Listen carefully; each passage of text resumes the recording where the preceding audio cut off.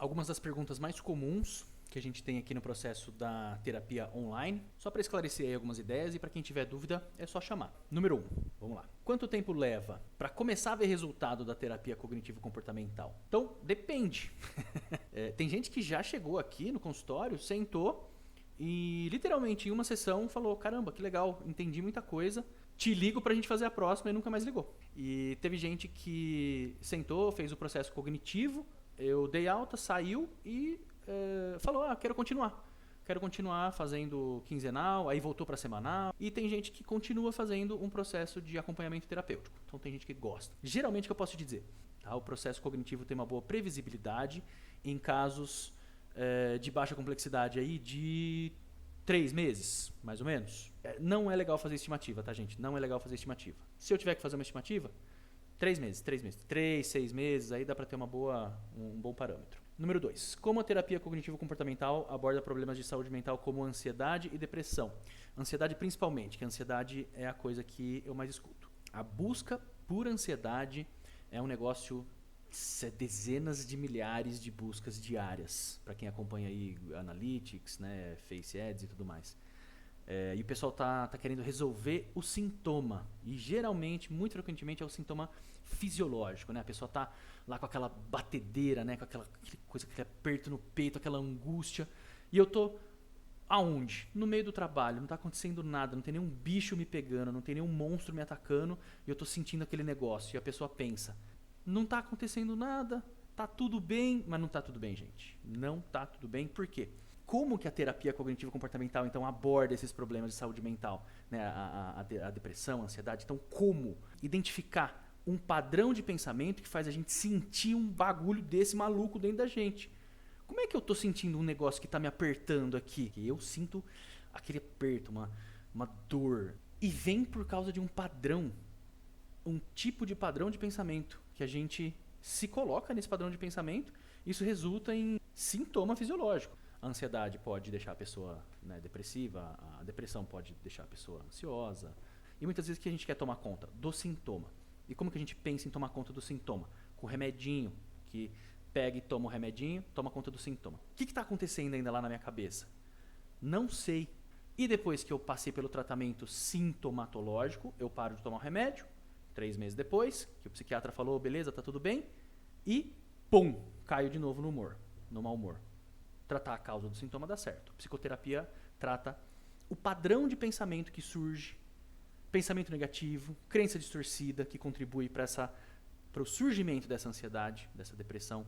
E aí o bate-papo da depressão é um pouco mais amplo e mais extenso, tá? Porque aí requer, né, avaliação, uma troca de ideias um pouco mais elaborada com um psiquiatra e tudo mais, porque aí senão a gente está fazendo um diagnóstico muito leviano, tá? Número 3, questãozinha número 3. Existem exercícios ou tarefas que devo fazer fora das sessões de terapia? Sim, muitos, vários. E isso vai depender de terapeuta para terapeuta. Eu gosto muito de passar, mas eu gosto muito também de ir de acordo com o processo de cada um dos pacientes. Sim, a resposta é sim. Tá? O terapeuta pode sugerir os exercícios de forma prática, registro de pensamentos. Eu gosto muito de trabalhar o modelo cognitivo propriamente dito, a ideia da tríadezinha lá cognitiva, né? Primeiro a gente foca nas reações, tá? Lá, porque é o que é mais fácil mesmo. O que eu estou sentindo? O que está acontecendo aqui comigo? Né? Qual que está pegando? Né? Tá apertando? Estou sentindo palpitação? Ou então é um comportamento? Né? Quais são as respostas que eu estou focando aqui, que estão acontecendo comigo, para depois eu ver qual que é a situação que eu estou inserido, para depois eu entender qual que é o pensamento, os pensamentos possíveis que podem estar relacionados e aí a gente aprofunda, né? A crença que eu tenho a meu respeito. O que eu estou vendo a meu respeito? Estou acreditando. A gente aprende a registrar as ideias, registrar os pensamentos automáticos, né? O que é um pensamento automático? Quem faz terapia comigo sabe, eu pergunto o tempo todo, né? Que tipo de pensamento é esse que você teve? Que tipo de pensamento? De onde que veio esse padrão de ideia que você está tendo? Né? Qual que é a crença que você está que tá acionando esse tipo de pensamento que você teve? E é muito legal ir detectando e aprendendo a detectar isso, né? Nos momentos ali da vida. Isso, né, vai eventualmente ajudando as pessoas a evoluir. Querendo ou não, aliviando essas tensões, né, emocionais e até fisiológicas. Porque a gente percebe, caramba, tem coisa que eu estou sentindo que está apropriado para o momento que eu estou sentindo, meu corpo está respondendo de forma apropriada, E tem coisa que eu estou sentindo que não está apropriado, mas está ok eu sentir isso nesse momento, porque é uma resposta minha, que sempre foi minha, e não tem por que eu tentar lutar contra isso agora. É só esperar 5 minutos que passa, e a pessoa aceita, ao invés de ficar batalhando e lutando contra. Não sei se faz sentido aí para todo mundo que está ouvindo, mas se não fizer sentido, escreve lá. Não faz sentido nenhum. Não é um pensamento automático. Nunca vou entender isso que o Pedro está falando. Coloca o pensamento automático aí, que tá aparecendo. Quem sabe eu ensino mais pra frente. Como lidar com emoções intensas durante o processo terapêutico? Como lidar com pensamentos e emoções intensas? Não tem como evitar, né? O que a gente vai fazer nesse momento? Eu não quero me emocionar. Eu não quero acessar a tristeza, a angústia, a raiva. Será que talvez esse não seja um problema? Entender qual é a emoção, dar nome para aquela emoção e falar eu estou sentindo essa e essa e essa e essa outra emoção, para aprender a modular essa emoção. Eu era aquele cara que, e ainda sou culpado, tá? Ainda sou um pouco esse cara, que quando tava... A minha mãe que falava, né? Ela falava que quando eu tava montando quebra-cabeça e não conseguia pegar a pecinha e encaixar a pecinha certa, eu pegava a pecinha e ficava batendo assim até dar certo. E quando eu fiquei mais velho, até aprender a modular, até aprender a entender o que eu tava sentindo, eu era o cara que pegava e com a raiva, com aquela frustração, mais do que qualquer outra coisa, com a frustração. Se eu tinha caneca na mão, voava na parede se eu estava no meio de uma discussão. Mas eu era esse cara de arremessar a coisa, de não saber modular a própria emoção. E eu era a pessoa que fazia isso fisicamente com os meus coleguinhas também, né, quando era mais jovem. Não sabia modular. Eu não tinha essa capacidade de modular a emoção. E é muito interessante. A gente pensa, né? Eu vou pra terapia e vou desmanchar. Parte disso é verdade. A gente vai um pouquinho fazer isso. A gente vai um pouquinho se conhecer, né? Beleza, você vai se conhecer. Você já se conhece. Você não vai se conhecer mais do que qualquer outra coisa. Se o psicólogo for bom, ele não vai fazer nada além do que pegar um espelho que não está deformado e colocar na sua frente. Porque muito provavelmente o seu espelho, né, o espelho pelo qual você se vê refletido, tem algumas deformidades. O psicólogo, como é uma pessoa que você nunca viu na frente, como é uma pessoa que não te conhece, ele segura um espelho na sua frente que ele fala pra você, tá, então o que você tá me falando é... Você estrutura exatamente a perspectiva da sua vida, ensina pra essa pessoa que vai digerir, devolver pra você, e aí você vai concordar ou discordar. Se você estiver mentindo pra essa pessoa, você tá mentindo pra você mesmo. É um espelhão ali que você está estruturando para se enxergar. É a produção do conhecimento sendo autoconhecimento, né? Faz sentido? Não tem como evitar a emoção nessa hora, porque você vai... Eu aqui estou super emocionado falando sobre isso e eu estou falando para uma tela, olhando para minha cara aqui para o computador. E nem sei se eu vou publicar isso aqui, porque a minha webcam é de 1999 e eu não sei se vai valer a pena, mas tá ficando legal, parece o vídeo. Dá até vergonha, né? É o que tem. Então, quais são os limites de confidencialidade durante... Não, confidencialidade não tem nem o que falar. Nunca conta nada pra ninguém. Terapia é terapia, confidencialidade é confidencialidade. Se tiver mandato policial, obviamente. Se você falar que quer se matar, que quer matar alguém, aí obviamente eu vou acionar os seus, né, parentes, colegas, aí todo mundo que tiver... Eu vou preservar a sua vida, como em relação à confidencialidade. E a gente tem que tomar cuidado também que na terapia online, as ressalvas de sempre em relação à segurança, né? Porque eu tô aqui gravando, né? A gente conversa pelo Google Meet, tem as vulnerabilidades, né? Eu não sou nenhum expert. Eu imagino que qualquer um consegue fazer alguma falcatrua e alguma mutreta.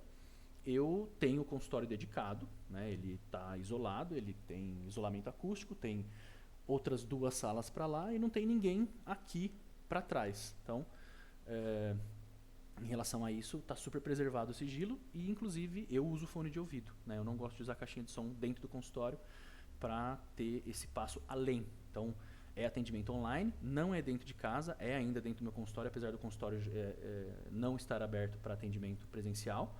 E ainda assim uso fone de ouvido, é conveniente, né? Usa foninho, o microfone para melhorar a qualidade do som e, enfim, né, preserva o sigilo aí total. Mas aí em casos muito extremos, eu trabalhei um pouquinho com a área aí da psicologia forense, alienação parental, e aí tem os laudos, as perícias, né, que às vezes tem algumas demandas, alguns requerimentos, e aí tem uma cavucação legal aí, um pouco mais desconfortável, desagradável, mas eu saí dessa parte, dessa área, e aqui na clínica é raríssimo, a não ser que tenha algum caso de periculosidade mesmo de vida, né, onde a pessoa está ali apresentando perigo para si mesma ou para alguma outra pessoa. A terapia cognitivo-comportamental é adequada para crianças ou adolescentes? Sim, super adequada para crianças e adolescentes. Ela pode ser adaptada, ela pode ser utilizada usando algumas técnicas específicas, de acordo com necessidades específicas. Eu trabalhei durante muito tempo com atendimento de crianças, eu trabalhei também com adolescentes. É um trabalho super legal, a molecada se envolvia bastante. Eu tenho um background como ilusionista, como mágico, então eu integrava isso junto com a parte, né, lúdica, né, que era uma diversão geral com a molecada, né, fazer mágica, brincar. Infelizmente, eu percebi que, e aqui vem um pouquinho da minha experiência, né, algumas das minhas dificuldades e parte da minha descontinuação do processo terapêutico infantil foi eu não conseguir envolver os pais de uma forma muito... Vamos ser redundante aqui então, né? Eu não consegui envolver os pais de uma forma muito envolvente. Porque existe uma necessidade muito grande do engajamento dos pais no processo terapêutico das crianças, de ambos os pais. As crianças, elas vivem dentro de um sistema e elas reproduzem o que elas veem dentro do sistema. Se dentro desse sistema os pais não vivem aquilo que é ditado como regra, a criança não consegue utilizar o modelo dos pais como regra, né? E vira uma complexidade aí onde você traz os pais e fala: pai, mãe, qual que é a regra? A regra é essa? Vocês fazem isso? Não, vocês não fazem isso? Então, vamos vocês fazerem isso também? Não, mas vocês não fazem isso e querem que os filhos fazem isso? Vocês estão falando que o problema é para o psicólogo resolver, então o psicólogo tem que resolver o problema dos pais, né? Então, eu estou trazendo meu filho aqui porque o problema é do meu filho. E a gente fala: não, pai e mãe, o problema é comportamental. Vamos ajustar aqui os horáriozinhos dos seus filhos. Vamos ajustar aqui o horáriozinho de usar o celular, o horáriozinho de usar a internet. Tirar, né, a televisão do quarto, colocar a televisão só lá na sala. Vamos usar o computador para estudar. E isso, aquilo, outro. Você tá maluco? Não tem como fazer isso. Não tem como, vamos lá, eu te ajudo. Não sei se eu não fui insistente o suficiente.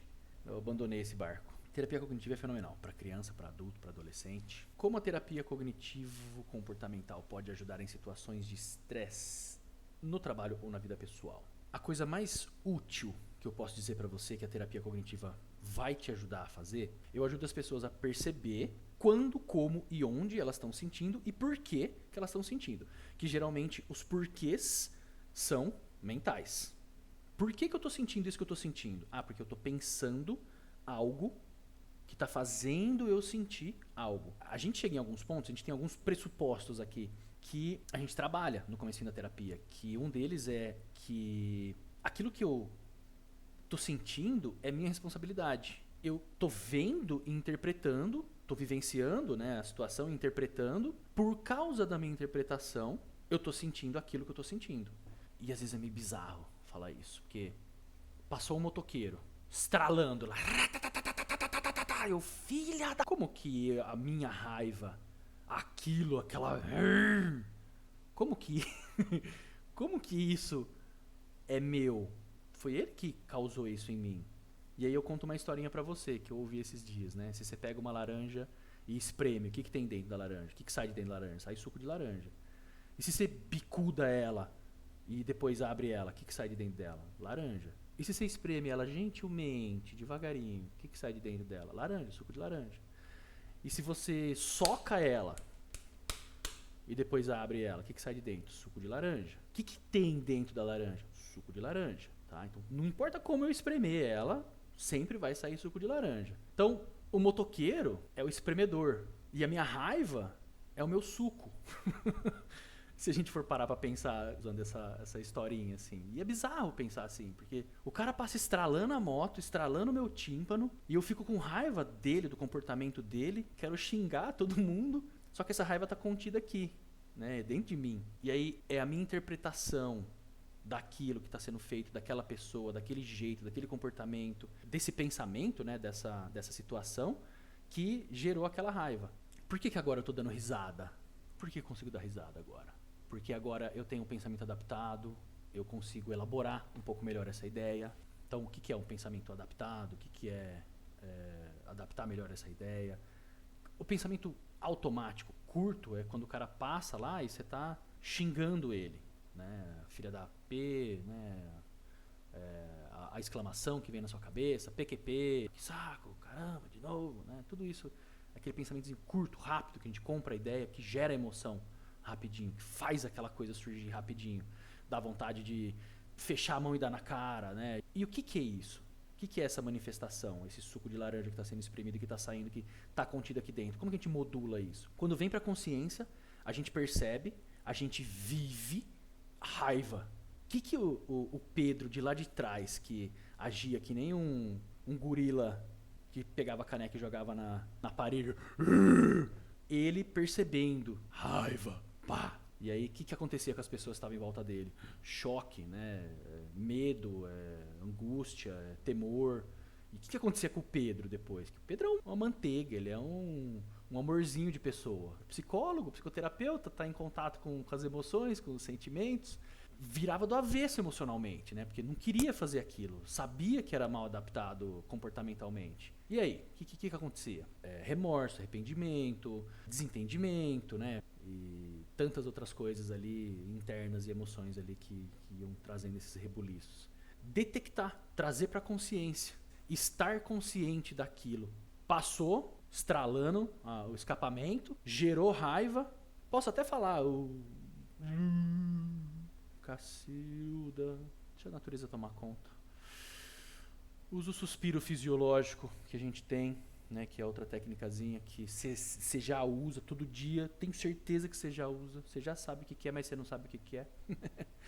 Segue a vida. Eu tô aqui pra ouvir, eu gosto de trocar uma ideia. Se quiser trocar uma ideia, me chama, manda uma mensagem, deixa aqui no videozinho, deixa no WhatsApp, eu deixo os contatos aí. Eu sou psicoterapeuta, cognitivo, comportamental, só atendo online, tá? E gosto muito de trocar uma ideia, gosto muito. É a minha essência aqui. Então vamos que vamos.